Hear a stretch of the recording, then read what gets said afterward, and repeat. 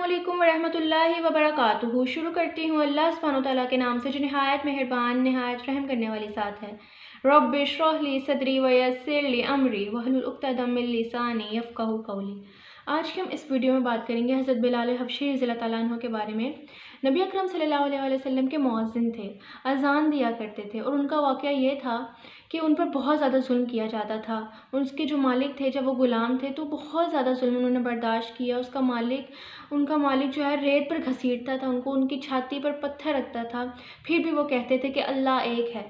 जब बाद में सहाबा कराम रज़ियल्लाहु तआला अन्हुम ने उनसे पूछा कि आप ऐसा क्यों कहते थे, तो वो कहते थे कि मुझे अल्लाह एक है, इसके अलावा दीन के बारे में कुछ पता ही नहीं था।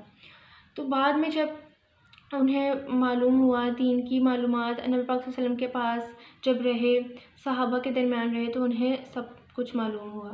एक दिन हज़रत अबू बकर सिद्दीक़ रज़ियल्लाहु तआला अन्हु आए और बिलाल को आज़ाद कराना चाहा, हज़रत बिलाल रज़ियल्लाहु तआला अन्हु को, और 10 दिनार देकर आज़ाद करवाया। तो हज़रत बिलाल रज़ियल्लाहु तआला अन्हु का जो मालिक था वो बहुत इतरा रहा था 10 दिनार लेकर कि और कहने लगा कि इसकी हालत तो ऐसी हो गई है कि अगर आप मुझे 1 दिनार भी देते तो मैं इसको आपको दे देता। तो हज़रत अबू बकर सिद्दीक़ रज़ियल्लाहु तआला अन्हु ने फरमाया कि अगर तुम मुझे 100 दिनार भी देने को कहते ना, मैं तब भी तुम्हें देकर तो इन्हें आज़ाद करा लेता। उसके बाद जब हज़रत मोहम्मद मुस्तफ़ा सल्लल्लाहु अलैहि वसल्लम की इस दुनिया से रुखसत हुए तो सहाबा पर बहुत ज़्यादा डिफ़िकल्ट टाइम था। वो सब बहुत ज़्यादा आबीदा हो गए थे, बहुत ज़्यादा अफ़सरदा हो गए थे, लेकिन हिम्मत नहीं हारी और उन्होंने फरमाया कि हमारे पास अल्लाह सुब्हानहू तआला तो है ना, अल्लाह तुम्हारे साथ है ना। तो हज़रत बिलाल हबशी बहुत ज़्यादा आबीदा हो गए कि उनसे अज़ान देना बंद होगी, मतलब वो अज़ान नहीं दे पा रहे थे।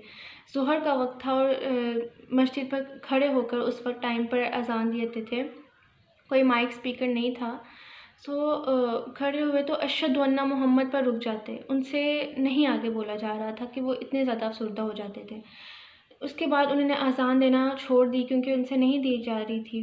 तो उसके बाद वो बहुत ज़्यादा आबीदा हो गए और हज़रत अबू बकर सिद्दीक़ रज़ियल्लाहु तआला अन्हु से इजाज़त लेके मदीना से रुखसत हो गए।